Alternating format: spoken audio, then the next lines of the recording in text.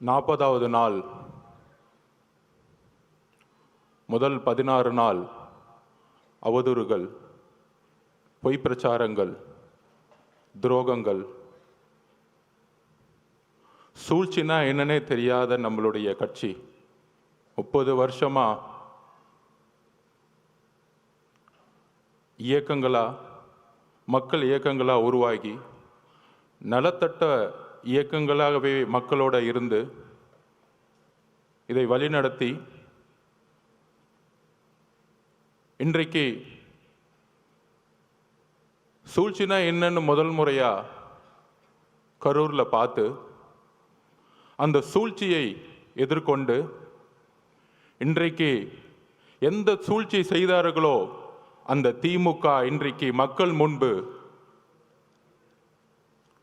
முன்பு ஒரு குற்றவாளியாக ஆக்கப்பட்டு தமிழகத்தில் பேசி பேசி வளர்ந்த கட்சி திமுக இன்றைக்கு பொய்யை மட்டும், குற்றச்சாட்டுகளை மட்டும் நம்ம மேலே செலுத்தி நம்ம தலைவர் மேலே ஒரு பொய்யான பிரச்சாரங்களை உருவாக்கி, ஆனால் தன்னுடைய அமைதியின் மூலமாக தமிழகத்தில் முதல் முறையாக ஒரு மௌன புரட்சியை உருவாக்கி மக்கள் விரும்பும் முதல்வர் வேட்பாளராக 2026 இந்த சூழ்ச்சியை தூக்கி எறியக்கூடிய ஒரே தலைவர் எங்களுடைய தலைவர் அவர்களுக்கு வணக்கத்தை தெரிவித்து,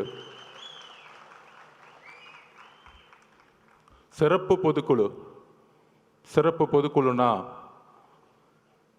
தலைவர் நம்மை அழைத்திருக்கிறார். பொதுவாக எப்பொழுதும் பொதுக்குழுவை தலைவருடைய அனுமதியுடன் நம்மளுடைய பொதுச்செயலர் அண்ணன் அவர்கள் கூப்பிடுவார்.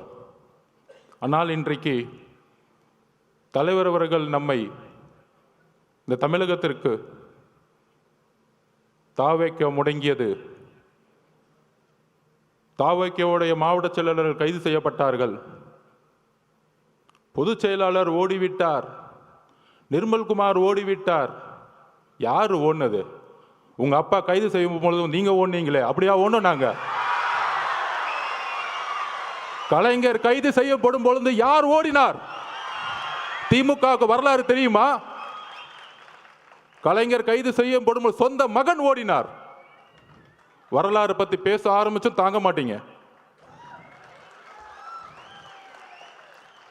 டிவி கேட்க வரலாறு தெரியாமல்ல, எங்களுக்கு மக்கள் இயக்கமாகவும் இருக்கும் தெரியும், உங்களை சூழ்ச்சிகளை சுப்ரீம் கோர்ட்ல போய் தூக்கி எறியவும் தெரியும்.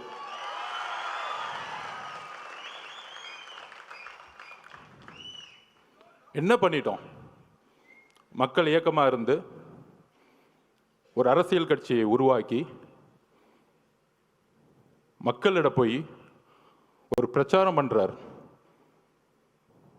முழுவதுமாக மே மாதம் தன்னுடைய பணியிலிருந்து இந்தியாவிலேயே நம்பர் 1 அதிகமான சம்பளத்தை விட்டுட்டு அவருடைய உள்ளுணர்வு, நம்ம இந்த மக்களை பார்த்துட்டே இருக்கோம், சின்ன வயசுல இருந்து நம்ம நல்லா இருக்கிறோம், ஒரு பெரிய வீட்டில் இருக்கிறோம், ஒரு நல்ல காரில் போகிறோம், நல்ல எஜுகேஷனில் இருந்தோம். ஆனால் என்னுடைய பயணத்தில் தமிழ்நாடு முழுசும் தன்னுடைய தொழிலில் நடிக்க போகும் பொழுது ஒவ்வொரு ஊராகவும் பார்க்கும் பொழுது இன்னும் குடிசைகளாகவே இருக்கே. தன்னுடைய தந்தை கலைஞர் பெருசாக பேசிவாங்க, குடிசை மாற்று வாரியத்தை உருவாக்கினார். ஆனால் இன்னைக்கு குடிசைங்களை தூக்கி எறிஞ்சிக்கிட்டு இருக்காங்க பெரிய பெரிய மாளிகைகளை கட்டுறதுக்காக. அப்படி தன்னுடைய பயணத்தில் ஒரு கட்சி ஆரம்பிக்கணும், மக்களிட போகணும், மக்கள்கிட்ட போய் நம்ம நான் அரசியலுக்கு உங்களுக்கு நல்ல விஷயங்களை வந்தால் என்னென்ன செய்வேன், பிரச்சாரத்தில் என்னென்ன தவறு நடந்துட்டுருக்கு, நிர்வாகம் என்ன தவறு நடந்துட்டுருக்கு, தமிழக வெற்றி கழகம் நம்ம தோழர்களும் நானும் ஆட்சிக்கு வந்தால் என்ன நிர்வாக மாற்றங்களை உருவாக்க முடியும்னு மக்கள்கிட்ட சென்றுட்டு இருக்கார். மதுரை மாநாட்டில் சொன்னாரே, நீங்கள்லாம் போய் ஒவ்வொரு வீடா மக்களோட சப்போர்ட் கேட்குறீங்க, நான் ஆல்ரெடி வீட்டுக்குள்ளே போயிட்டு தான் மக்கள்கிட்ட வரேன். இது உண்மை, நான் பார்த்தேன் கண்படியா. நான் பாவ மன்னிப்பு கேட்டுக்கிறேன் இந்த திமுக 10 வருஷம் வேலை பண்ணதுக்காக. இந்த தமிழக மக்கள் முன்னாடி பாவ மன்னிப்பு கேட்டுக்கிறேன். ஏன்னா எதிர்க்கட்சியாக இருக்கும் பொழுது ரொம்ப நல்ல கட்சி, ரொம்ப நல்லவர்களாக தெரிஞ்சாங்க. ஏன் நம்ம தலைவரை எலெக்ஷன் அன்னைக்கு கருப்பு சிவப்பு சைக்கிளோட வந்து உங்களுக்கு ஆதரவு கொடுக்குறேன்னு சொன்னாரு. உங்களுக்கெல்லாம் வந்து நன்றி உணர்வு இல்லை? என்ன நன்றி இருக்கு?